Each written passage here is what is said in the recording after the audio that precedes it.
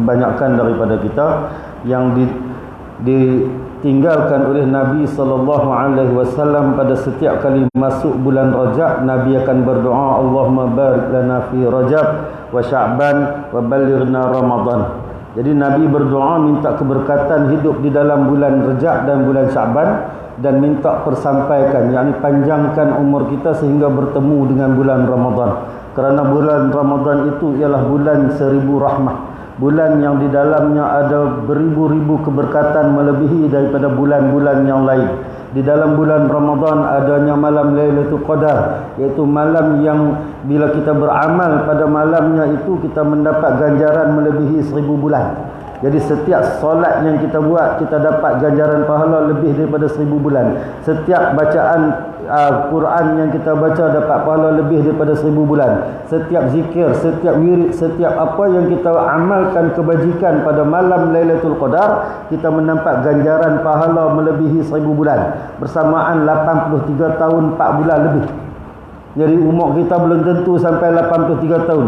Tapi kalau kita dapat dengan malam Lailatul Qadar, maka pahala disimpan untuk kita siap-siap dah untuk 83 tahun. Bayangkanlah kalau kita daripada umur 15 tahun sampai kita mati 63 tahun.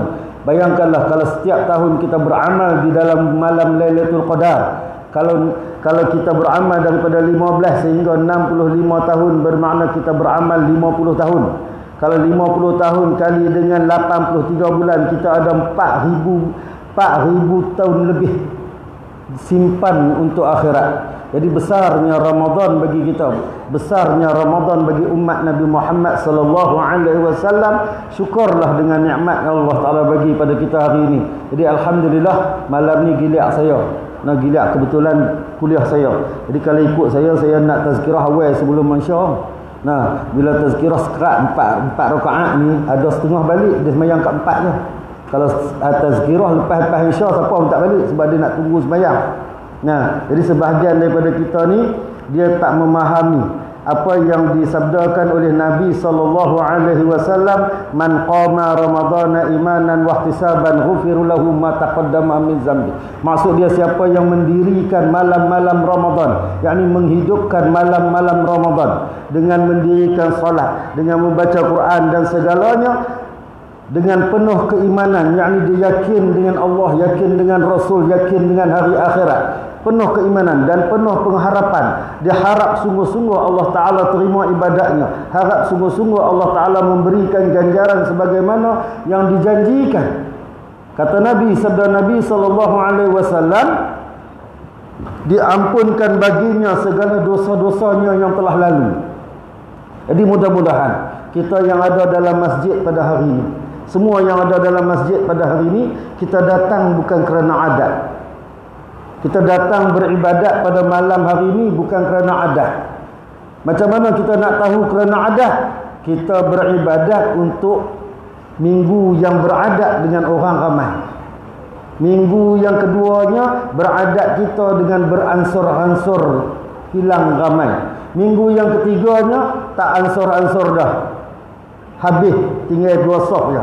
Makna dia, ini nama dia sembahyang amal yang beradat, bukan beribadat. Jadi kalau kita nak tahu keputusan ibadat kita, kita tunggu pada Idul Fitri. Keputusan pahala puasa selepas kita mati.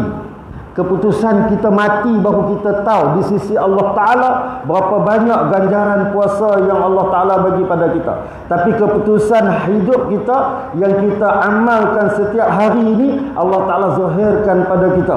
Kembali kita sebagai Eid, kembali kepada kita sebagai fitrah. Idul Fitri, kembali kepada fitrah manusia. Maka bermula daripada hari ini kita tak boleh lagi beribadat secara adat.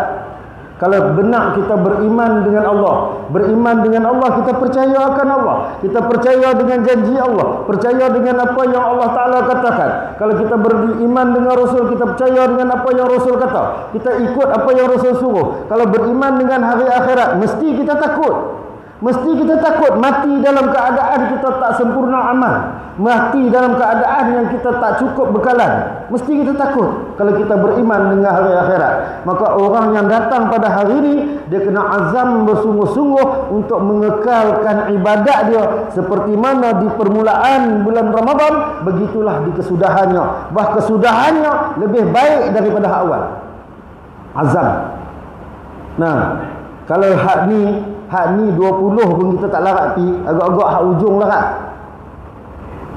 Pak pun boleh tentu.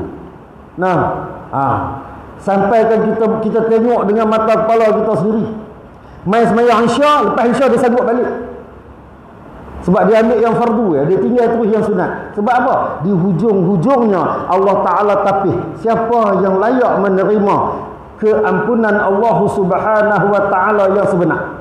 Allah Ta'ala tapih sehinggalah tinggal yang sedikit-sedikit. Yang sedikit-sedikit beramal dalam berjemaah inilah yang akan mendapat di 10 malam terakhir, malam Lailatul Qadar. Nah, jadi kita malam Lailatul Qadar bukan ada, Nabi tak bagi tahu Lailatul Qadar ada di minggu yang pertama. Nabi tak bagi tahu Lailatul Qadar ada di minggu yang kedua. Nabi tak bagi tahu dekat kita Lailatul Qadar ada di minggu yang ketiga. Tapi Nabi bagi tahu dekat kita Lailatul Qadar di 10 malam yang terakhir. Kita di minggu yang pertama kita sungguh-sungguh beribadat, pulun sampai tak mau. Sedangkan malam awal-awal ini adalah pemecah semangat. Nak bagi naik semangat je, kita pulun. Tapi semangat kita luntur bila masuk minggu kedua. Masuk minggu kedua dah tak berapa rajin. Kita dah tak berapa rajin. Kita diuji dengan kesibukan sikit lah. Kena kerja nak buat overtime. Pasal apa? Nak dapat gaji, nak bagi lebih sikit, kena buat overtime. Sikit ya Allah Ta'ala uji. Dengan sebab tinggal overtime balik letih. Bukan tak boleh balik main tarawih, boleh, tapi letih kita tak main. Bermula daripada sana kita akan tinggal. Dan kesudahannya kita main semayang hari raya. Kita cuma ambil semayang hari raya. Pada sembahyang hari raya, walaupun hari yang Allah Ta'ala makbulkan doa, tetapi dia tidak ada kelebihan seperti mana di akhir bulan Ramadan. Tak ada. Jadi kita kena betul-betul pegang dengan hadis Nabi yang kita beribadat mendirikan malam-malam Ramadan ini dengan penuh keimanan, dengan penuh pengharapan kepada Allah. Mudah-mudahan kita mendapat apa yang dijanjikan. Dan Nabi janji, ghufiru lahu ma taqaddama min zambi, diampunkan baginya segala dosa-dosa yang telah lalu. Allahu akbar. Nah, kalau ibadat saja. Nah, ni kira buat ibadat, belum lagi istighfar, belum lagi bertaubat. Istighfar dan taubat Allah Ta'ala terima sekalian taubat umat pada bulan Ramadan. Allah Ta'ala terima sekalian istighfar kita. Allah Ta'ala terima sekalian amal kita. Bahkan Allah Ta'ala ampunkan dosa kita yang kecil begitu saja. Ambil ayat sembahyang dah terhapus dosa kecil. Kita masuk duduk iktikaf dalam masjid dah hapus dosa kecil. Kita buang duri di jalan dah hapus dosa kecil. Kita berpuasa di bulan Ramadan pun dah hapus dah segala dosa. Nah, an Abi Hurairah radhiyallahu anhu qala, daripada Abi Hurairah, anna Nabiy sallallahu alaihi wasallam qala, man shawma ramadhana imanan wa ihtisaban ghufiru lahu ma taqaddama min dhanbi. Nah, sabda Nabi sallallahu alaihi wasallam, barang siapa yang berpuasa di bulan Ramadan. Dia ada dua hadis. Satu, Nabi kata barang siapa yang berpuasa di bulan Ramadan dengan penuh keimanan, dengan penuh pengharapan, nescaya diampunkan baginya segala dosa-dosa yang lalu. Maka puasa ini mestilah kita berpuasa dengan sebaik-baik puasa. Begitu juga man qama Ramadan, siapa yang menghidupkan malam-malam Ramadan, mestilah kita hidupkan dengan penuh amal yang penuh dengan kebaikan, dengan penuh keimanan. Bukan setakat kita nak buat ikut adat. Kalau mai takat ikut adat, hari ni kalau kita mai takat ikut adat, anggaplah bahawa kalau kita sembahyang pada hari ni kerana adat orang ramai, bermakna pada ketika kita beribadat pada hari ni kita tidak ada ikhlas di dalam beragama, maka tidak ada apa-apa di dalam ibadat kita. Pahala pun tak ada, apa pun tak ada. Kita kena ubah, kena berazam, kena berniat bagi betul-betul. Kita mai kerana Allah Subhanahu wa taala. Kita mai beribadat kerana kita ini adalah hamba Allah dan kita berhajat kepada Allah. Kita harap Allah taala terima ibadat kita dan ampun dosa kita. Bukanlah kerana adatnya orang ramai mai beribadat. Ni sampai nak parking tak boleh. Nah, tambah ustaz mai sekali-sekala, mai lambat-lambat nak masuk parking pun tak boleh. Punya ramai. Mai hak ujung-ujung bukan takat ustaz. Nah, orang hak balik daripada lain pun boleh masuk mai sembahyang untuk sahur depan. Tak ada. Makna dia ibadat kita dah jadi adat. Bila ibadat jadi adat, daripada permulaan kita beradat dengan sembahyang. Sembahyang 8 balik, sembahyang ada rajin buat, malas tak buat. Kalau dari awal kita beradat, bermakna kita bukan termasuk di dalam man qama Ramadan. Kita tak termasuk dalam tu. Maka kita tak akan dapat ganjaran apa yang dijanjikan oleh Nabi. Begitu juga puasa. Bila Nabi kata man shama Ramadan, makna dia siapa-siapa yang melaksanakan puasa, puasa yang penuh dengan keimanan. Dia berpuasa kerana Allah, dia berpuasa kerana dia berhajat kepada Allah, dia berpuasa kerana dia hamba kepada Allah, dia berpuasa bukan kerana beradat semua orang puasa. Kita ada juga beradat semua orang puasa. Dia tak puasa lagu mana. Satu rumah puasa, dia tak puasa macam mana. Tapi itu pun ada. Nah, mangkit makan sok kami. Nah, dia nombor 1, gerak orang semua. Habis WhatsApp dia hantar, mangkit gerak makan sok. Nah, sehari tengah hari dia orang nombor 1 yang buka puasa. Belambak hak macam ni. Hak ni tak harap. Tak seharap apa-apa daripada puasanya. Walaupun satu hari, tidak ada apa-apa daripada puasanya, ganjaran pahala apa pun tak ada. Kerana apa? Kerana daripada permulaan puasanya bukan kerana Allah. Kalau kita kerana Allah, nescaya kita tak berani nak tinggal puasa. Kalau kita berpuasa kerana Allah, nescaya kita tak berani nak melakukan maksiat. Kalau kita berpuasa kerana Allah, kita tak akan buat perkara-perkara yang haram yang boleh mencemarkan puasa kita. Nah, ini puasa yang kita nak. Puasa siapa? Yang Imam Ghazali rahimahullah ta'ala membahagikan puasa itu kepada 3 bahagian. Puasa orang awam, puasa orang khawas, dan puasa khawasul khawas. Kita semua ni tak usah mimpi lah. Saya lah. Pada saya, tak usah mimpi lah. Kok nak dapat martabat puasa khawasul khawas. Khawas pun belum sampai martabat dia. Tapi wajib kita berazam untuk berpuasa sebagai puasa orang-orang yang khawas. Kerana puasa orang yang khawas benar yang masuk di dalam nilaian ganjaran pahala. Kalau puasa orang awam ni, pada hakikatnya dia tak termasuk di dalam ganjaran pahala seperti yang dijanjikan. Kenapa? Nabi kata kam min shaim, berapa ramai orang-orang yang berpuasa. Nah, laisa lahu saumihi, tidak mendapat apa-apa daripada puasanya illal ju' wal atash, melainkan lapar dan dahaga. Inilah puasa orang awam. Dia berpuasa. Puasa sama macam kita semua puasa, tetapi di sudut ganjaran pahala, di sudut ganjaran kelebihan tak dapat apa-apa. Sebab apa tak dapat apa-apa? Dia puasa tapi tak dapat apa-apa. Nabi beritahu, bukannya kita sembang-sembang, bukannya kita cakap ni Nabi beritahu. Berapa ramai manusia yang berpuasa tetapi dia tak mendapat apa-apa daripada puasanya melainkan lapar dan dahaga. Dia puasa, kita puasa, sama semua puasa, tapi tak dapat apa. Kenapa tak dapat apa? Kerana puasa martabat orang awam hanya memelihara mulut dia, memelihara perut dia daripada masuk makanan dan minuman. Kita jaga mulut, tak masuk makan. Sampaikan nak rasa makan pun takut. Kita nak rasa makanan pun takut. Betul? Siapa berani rasa makan? Takut. Nak rasa makan pun takut. Nak cek sikit rasa makan, takut batal puasa. Nak rasa minum air sikit pun takut batal puasa.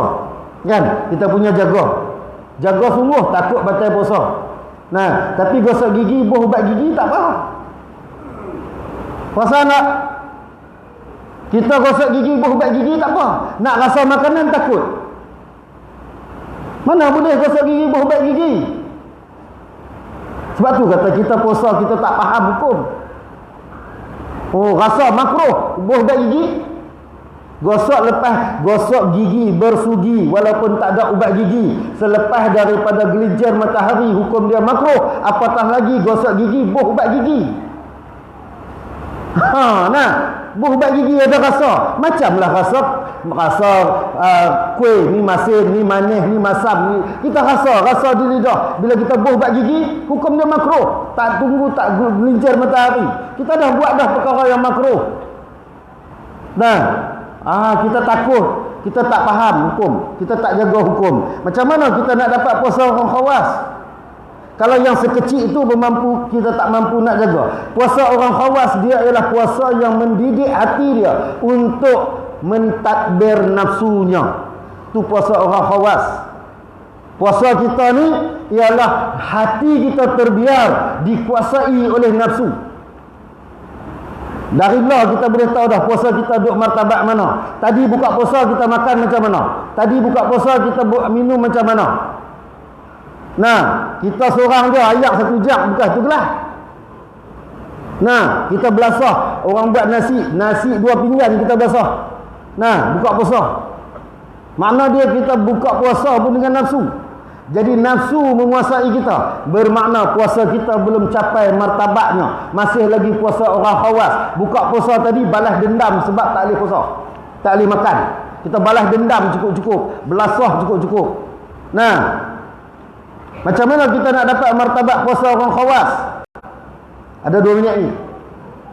Boleh 20 minit ke 20 jam. Saya tak kisah. Habaq tu jangan berhenti tak apa. Ustaz boleh nom tu hari. Nah, bangsa nak kata ke orang tak kata kita. Nah, kita nak kata ke orang semua duk orang kita kata. Nah, kita seorang dia kata. Baik, kita nak ambil puasa yang sekurang-kurangnya kita dapat puasa orang khawas. Wajib kita menjaga hati kita supaya hati kita dapat mendidik nafsu kita menjadi nafsu yang luntur, nafsu yang jatuh, nafsu yang kalah di sisi akal yang waras. Kita nak kena didik nafsu kita. Nak mendidik nafsu, dia kena hati yang bersih. Nak dapat hati yang bersih, dia kena masuk makanan yang suci. Halalan tayyiba, makanan yang suci. Yang halal lagi baik masuk makanan. Jangan dibenarkan masuk makanan dalam perut kita daripada makanan yang haram. Daripada makanan yang haram dan daripada makanan yang syubhah. Nah, makanan syubhah ni berlambak-lambak yang ada keliling kita. Kita tak tahu halal dan haramnya, maka dia syubhah. Walaupun dia ada cop halal, kadang-kadang rasa tak yakin dengan halal. Nah, kita pergi di pasar raya besar-besar. Kita duduk biasa beli ayam kat mereka. Satu hari kita jumpa ayam kena tebuk. Jadi kalau satu hari jumpa ayam kena tebuk, banyak-banyakkan hak yang lain ada tak yang kena tebuk? Boleh yakin tak halal? Kalau kita tak yakin halal, makna dia syubhah. Maka kita makan makanan yang syubhah yang masuk ke dalam perut kita. Kita tak jaga. Sebab tu kita kata kita kena jaga. Orang Islam kalau boleh dia ada sendiri pusat pemprosesan ayam yang semua orang Islam uruskan. Syarat utama dia mesti sembahyang. Ni tukang sembelih ayam sembahyang pun tak. Fasik. Orang tak sembahyang fasik. Kita beli ayam, tukang sembelih tak sembahyang, fasik. Makan makanan daripada sembelihan orang fasik. Jadi apa? Macam mana kita nak mendidik nafsu kita? Macam mana kita nak mendidik hati kita? Bulan Ramadan kita beli makanan, orang perempuan pakai buka aurat, tutup aurat benda, pakai baju lengan pendek, tunjuk aurat kita, fasik. Lepas tu kita berhajat nak dapatkan puasa orang khawas. Minta maaf lah, hati kita tak boleh jaga. Nah, kita pergi beli di bazar Ramadan. Kita tengok orang-orang perempuan mega yang dia tak menjaga aurat dia. Dia ingat tu pakai kain ni saja ke tutup aurat orang perempuan. Bentuk tubuh badan dia pun aurat. Ni pakai baju ketat-ketat. Nah, kita pergi beli nasi lemak, dia tengok 2 bungkus. Yang mana kita nak beli? Kan rosak ibadat kita. Haram, fasik orang perempuan macam tu. Kita tak boleh beli makanan daripada dia. Kita tak boleh makan makanan daripada orang fasik. Tapi kita dah ambil kisah. Bazar Ramadan ada kebaikan dan banyak keburukan. Sebab merosakkan ibadat puasa kita. Macam mana kita nak dapat pahala yang lebih? Macam mana kita nak dapat? Kita tak mampu nak jaga mata, kita tak mampu nak jaga telinga, kita tak mampu nak jaga lidah. Dah beli balik mai ayat macam ayat sejuk, warna ayat cantik. Depa ni bancuh ayat pahit, maki macam-macam. Buka puasa pun maki orang meninggal. Macam mana kita nak jaga? Lidah tak boleh jaga, mata tak boleh jaga, telinga tak boleh jaga, perut tak boleh jaga. Macam mana kita nak menjaga hati kita untuk mendidik nafsu menjadi puasa orang-orang yang khawas? Kita tak akan dapat, melainkan kita kena mujahadah sungguh-sungguh. Maka bulan Ramadan inilah bulan yang sebenar-benarnya nak mendidik kita untuk beramal sebagaimana yang dituntut oleh syarak, sebagaimana yang dituntut oleh Islam. Kita wajib jaga. Orang perempuan wajib pelihara aurat dia. Orang lelaki wajib jaga semayang dia. Kita jaga semayang, jaga ibadat kita. InsyaAllah bila kita jaga semua, mata terpelihara, lidah terpelihara, telinga terpelihara, perut terpelihara, maka sekalian faras kita terpelihara, kaki tangan kita terpelihara, hati kita akan menjadi suci. Bila hati menjadi suci, hati dapat menguasai nafsu, maka nafsu akan sentiasa tewas dengan kesabaran yang ada pada hati. Tapi kita lah ni tak boleh tewas. Tak boleh tewaskan nafsu, kerana kita sedang berperang dengan nafsu. Kita bukan mendidik nafsu. Nah, jadi kita kena berazam. Mudah-mudahan untuk puasa tahun ini, saya terutamanya diri saya sendiri, saya pesan kat diri saya sendiri, tahun ni nak puasa yang dapat sebaik mungkin. Mungkin habis puasa esok saya mati.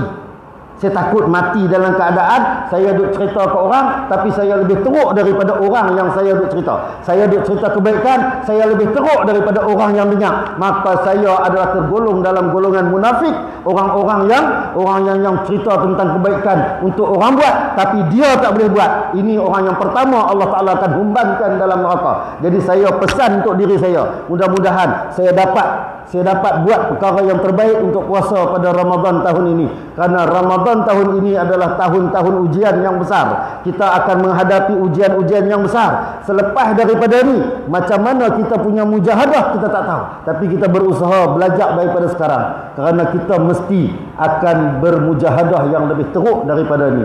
Wallahu alam. Jadi sekadar itu saya mohon ampun, mohon maaf. Saya doakan semua, terutamanya diri saya dan semua, mudah-mudahan kita semua Allah Ta'ala bukakan kepada kita, taufikkan kepada kita untuk berpuasa sebagai puasa orang khawas, dan kita beramal sebagai orang khawas. Kita beramal sesungguh dengan kerana Allah Subhanahu wa Ta'ala. Semuanya taufik daripada Allah Subhanahu wa Ta'ala. Aqulu qawli hadza wa astaghfirullahal azim li wa lakum wa lisairil muslimina wal muslimat fastaghfiruhu innahu wal ghafurur rahim. A'udzu billahi samii'il 'aliim minasy الشيطان الرجيم بسم الله الرحمن الرحيم الحمد لله رب العالمين والصلاة والسلام على أشرف الأنبياء والمرسلين وعلى آله وصحبه أجمعين اللهم إنك عفو كريم تحب العفو فاعف عنا وعن والدينا وعن جميع المسلمين والمسلمات والمؤمنين والمؤمنات برحمتك يا أرحم الراحمين اللهم أحسن عاقبتنا في الأمور كلها وأجرنا من خزي الدنيا وعذاب الآخرة اللهم إنا نسألك رضاك والجنة ونعوذ بك من سخطك والنار اللهم ربنا تقبل منا صلاتنا وصيامنا تامة واغفر لنا ذنوبنا عامة ولا تعذبنا إلى يوم القيامة إنك على كل شيء قدير ربنا آتنا في الدنيا حسنة وفي الآخرة حسنة وقنا عذاب النار وصلى الله على سيدنا محمد النبي الأمي وعلى آله وصحبه وبارك وسلم والحمد لله رب العالمين آمين يا رب العالمين تقبل الله منكم منا ومنكم تقبل يا كريم والسلام عليكم ورحمة الله وبركاته.